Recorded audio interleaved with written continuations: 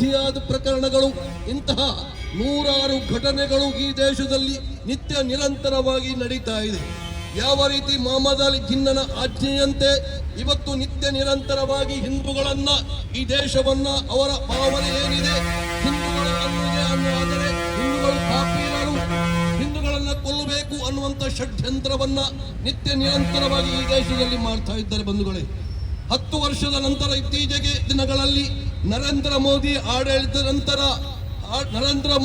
ಆಡಳಿತವನ್ನ ಚಿತ್ರಗೊಳಿಸಬೇಕು ಅನ್ನುವಂಥ ಷಡ್ಯಂತ್ರವನ್ನ ರೂಪಿಸಿ ಯಾವ ಇಸ್ಲಾಮಿಕ್ ಭಯೋತ್ಪಾದನೆ ಇವತ್ತು ದೇಶದ ಮೂಲೆ ಮೂಲೆಗಳಲ್ಲಿ ತಲೆ ಎತ್ತಿದೆ ಅನ್ನುವಂಥದ್ದು ಯೋಚನೆ ಮಾಡಿದರೆ ನಮಗೆ ದುಃಖ ಆಗುತ್ತೆ, ಆತಂಕ ಆಗುತ್ತೆ. ಭಾರತವಾಗಿ ಉಳಿಬಹುದಾ ಅಥವಾ ಭಾರತ ಪಾಕಿಸ್ತಾನವಾಗಿ ಆಗಬಹುದಾ ಅನ್ನುವಂಥ ಒಂದು ಭಾವನೆ ಮೂಡ್ತಾ ಇದೆ. ಇವತ್ತು ಕೆಲವು ರಾಜಕಾರಣಿಗಳು ಉಲ್ಲೇಖವನ್ನ ಮಾಡ್ತಾರೆ, ಇಸ್ಲಾಂ ಬಡತನದಿಂದ ಈ ಕೃತ್ಯವನ್ನ ಮಾಡ್ತಾ ಇದ್ದಾರೆ ಅನ್ನುವಂಥ ಕೆಲವು ರಾಜಕಾರಣಿಗಳು ಉಡಾಪೆ ಉತ್ತರವನ್ನ ಕೊಡ್ತಾರೆ.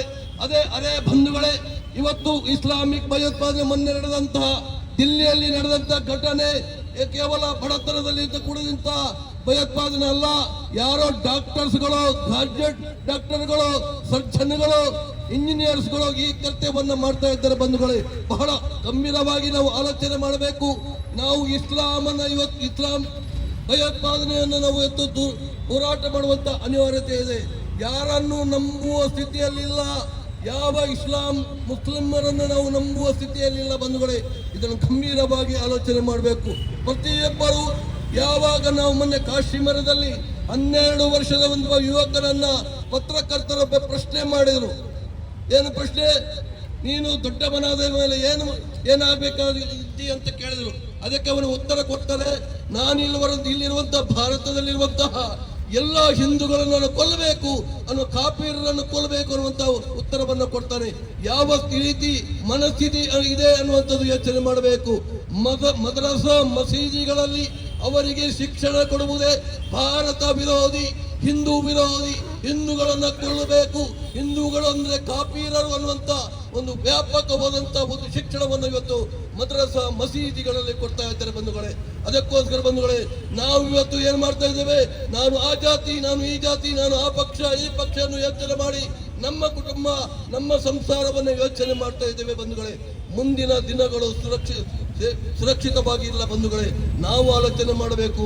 ನಮ್ಮ ಮಕ್ಕಳು, ನಮ್ಮ ಮೊಮ್ಮಕ್ಕಳು, ನಮ್ಮ ಮರಿ ಮಕ್ಕಳು ಈ ದೇಶದಲ್ಲಿ, ಈ ಭಾರತದಲ್ಲಿ ಹಿಂದುತ್ವದ ಆಧಾರದಲ್ಲಿಯೇ ಬದುಕಬೇಕಾದರೆ ನಾವು ಈ ದೇಶವನ್ನ, ಈ ಧರ್ಮವನ್ನ, ಈ ಸಂಸ್ಕೃತಿಯನ್ನ ಉಳಿಸುವಂತ ಹೋರಾಟವನ್ನು ಮಾಡುವಂತ ಅನಿವಾರ್ಯತೆ ಇದೆ ಬಂಧುಗಳೇ. ಮೊನ್ನೆ ಘಟನೆ ಬಹಳ ಒಂದು ಬೇಸರವಾದಂತಹ, ಬಹಳ ಖಂಡನೀಯವಾದಂತಹ ಘಟನೆ.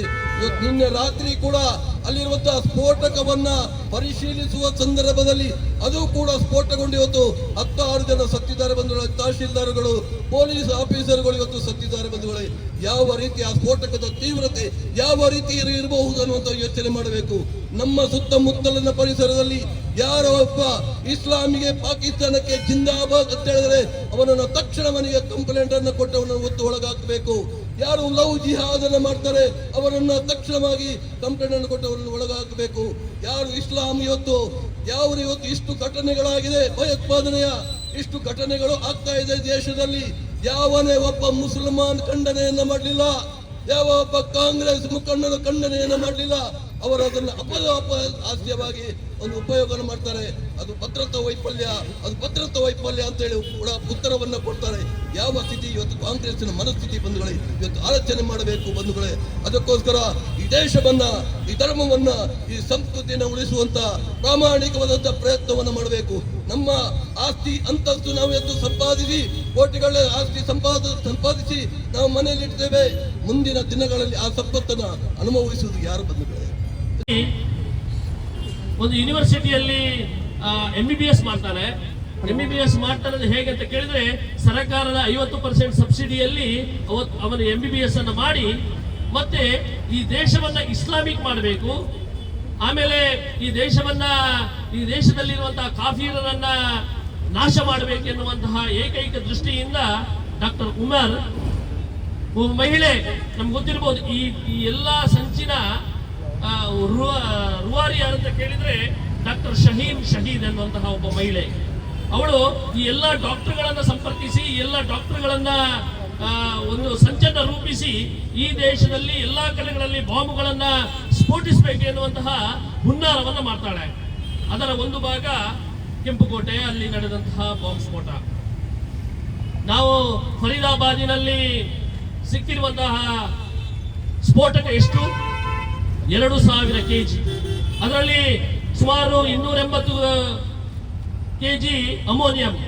ಈ 2000 kgಯನ್ನ ಎಲ್ಲಾ ಕಡೆಗಳ ದೇಶದ ಮೂಲೆ ಮೂಲೆಗಳಲ್ಲಿ ಹಿಂದೂ ಮಂದಿರಗಳನ್ನ ಗುರಿಯಾಗಿಟ್ಟುಕೊಂಡು, ಹಿಂದೂ ಸಮಾಜವನ್ನ ಗುರಿಯಾಗಿಟ್ಟುಕೊಂಡು ಸ್ಫೋಟಿಸಬೇಕೆನ್ನುವಂತಹ ದೃಷ್ಟಿಯಿಂದ ಒಂದು ಹುನ್ನಾರವನ್ನ, ವ್ಯವಸ್ಥಿತ ಷಡ್ಯಂತ್ರವನ್ನ ಮಾಡ್ತಾರೆ. ಒಂದು ವೇಳೆ ಈ ರೀತಿಯಾದಂತಹ 2000 kg ಏನು ಇವತ್ತು ಸ್ಫೋಟಕ ಸಿಕ್ಕಿದೆ, ಆ ಸ್ಫೋಟಕ ಏನಾದ್ರೂ ಸ್ಫೋಟಿಸ್ತಿದ್ರೆ ಇಡೀ ದೇಶದಲ್ಲಿ ಸುಮಾರು 86 ಲಕ್ಷ ಜನ ಇವತ್ತು ಹತ್ಯೆ ಆಗ್ತಿದ್ರು. ಯೋಚಿಸಬೇಕಲ್ಲ ನಾವು. ಫರೀದಾಬಾದಿನಲ್ಲಿ ಪತ್ತೆಯಾದಂತಹ ಸ್ಫೋಟಕ ಪತ್ತೆಯಾಗಿ ಸುಮಾರು 2-3 ಗಂಟೆಗಳಲ್ಲಿ ದೆಹಲಿಯಲ್ಲಿ ಬಾಂಬ್ ಸ್ಫೋಟ ಆಗುತ್ತೆ. ಬಾಂಬ್ ಸ್ಫೋಟ ಆದ ನಂತರ ಇಡೀ ದೇಶದಲ್ಲಿ ಬಂದಂತಹ ಸ್ಪಂದನೆ ಹೇಗೆ? ಇಡೀ ದೇಶ ಒಂದಾಗುತ್ತೆ. ಈ ದೇಶವನ್ನ ಯಾವುದೋ ಭಯೋತ್ಪಾದಕ ಚಟುವಟಿಕೆಗಳು ಈ ದೇಶವನ್ನ ಮುಗಿಸುವಂತಹ ಒಂದು ಹುನ್ನಾರ ನಡೀತದೆ ಎನ್ನುವುದರ ಬಗ್ಗೆ. ಆದರೆ ಒಂದಷ್ಟು ಜನ ಮಾತಾಡ್ತಾರೆ, ಇಸ್ಲಾಮಿಕ್ ಮತೀಯವಾದ, ಇಸ್ಲಾಮಿಕ್ ಭಯೋತ್ಪಾದನೆ ಇದು ಯಾವ ರೀತಿಯಾಗಿ ನಡೀತಾ ಇದೆ, ಇದರ ಹಿಂದಿರುವಂತಹ ತತ್ವಗಳೇನು, ಸಿದ್ಧಾಂತಗಳೇನು, ಇದರ ಹಿಂದಿರುವಂತಹ ವ್ಯವಸ್ಥಿತ ಷಡ್ಯಂತ್ರ ಏನು, ಇದರ ಬಗ್ಗೆ ಚರ್ಚೆ ಆಗುವುದಿಲ್ಲ. ಅವರನ್ನು ರಕ್ಷಣೆ ಮಾಡುವಂತಹ ಅಥವಾ ಯಾವುದೋ ರಾಜಕೀಯಗೊಳಿಸುವಂತಹ ಹುನ್ನಾರಗಳು ಈ ದೇಶದಲ್ಲಿ ನಡೀತದೆ. ಅಂದ್ರೆ ಇದು ಕೇವಲ ಚುನಾವಣೆಗೋಸ್ಕರ ಅಥವಾ ಇಸ್ಲಾಮಿನಲ್ಲಿ ಈ ರೀತಿಯಾದಂತಹ ಯಾವುದೇ ಹುನ್ನಾರಗಳಿಲ್ಲ. ಇಲ್ಲಿ ಈ ಬಾಂಬ್ ಸ್ಫೋಟವನ್ನ ಒಂದು ರೀತಿಯಾಗಿ ಉಪಯೋಗಿಸಿಕೊಳ್ಳುವಂತೆ ಕೆಲವರು ಮಾತಾಡ್ತಾರೆ ಅಂತ ಹೇಳಿದ್ರೆ, ಈ ದೇಶವನ್ನ ರಕ್ಷಣೆ ಮಾಡುವಂತಹ ಅಥವಾ ಮುಂದಿನ ದಿನಗಳಲ್ಲಿ ಚುನಾವಣೆ ನಡೆಸಿ ಸರ್ಕಾರವನ್ನ ರಚನೆ ಮಾಡುವಂತಹ, ನಾವು ಸರ್ಕಾರ ರಚನೆ ಮಾಡ್ತೇವೆ ಅನ್ನೋ ಕನಸನ್ನು ಕಾಣುವ ವ್ಯಕ್ತಿಗಳು ಯೋಚನೆ ಮಾಡಬೇಕು. ಇವತ್ತು ನೋಡ್ತಾರೆ, ಮರುದಿನ ಅದೇ ರೀತಿ ಇಡೀ ಕಾಶ್ಮೀರದ ಜನಗಳು ಓಡಿಸ್ತಾರೆ, ಆ ಹಿಂದೂ ಹೆಣ್ಣು ಮಕ್ಕಳನ್ನು ಅನುಭವಿಸ್ತಾರೆ. ಬಂಧುಗಳೇ, ಇಂಥ ಪರಿಸ್ಥಿತಿ ಕರ್ನಾಟಕದಲ್ಲಿ ಆಗಬಾರದು, ಉಡುಪಿಯಲ್ಲಿ ಆಗಬಾರದು ಅನ್ನುವಂಥ ದೃಷ್ಟಿನಲ್ಲಿ ಹಿಂದೂ ಜಾಗರಣ ವೇದಿಕೆ ಇವತ್ತು ರಾಜ್ಯವ್ಯಾಪಿ ಪ್ರತಿಭಟನೆಯನ್ನ ಆಯೋಜನೆ ಮಾಡಿದೆ. ಬಂದಂತ ಮುಂದಿನ ನಾವೆಲ್ಲ ಜಾಗೃತರಾಗಬೇಕು ಅನ್ನುವಂಥ ವಿನಂತಿ ಮಾಡ್ತಾ ಮುಂದಿನ ಬೌದ್ಧಿಕ ಮಾತುಗಳಿಗಾಗಿ ಸುನಿಲ್ ಕೇರ್ ಅವರಿಗೆ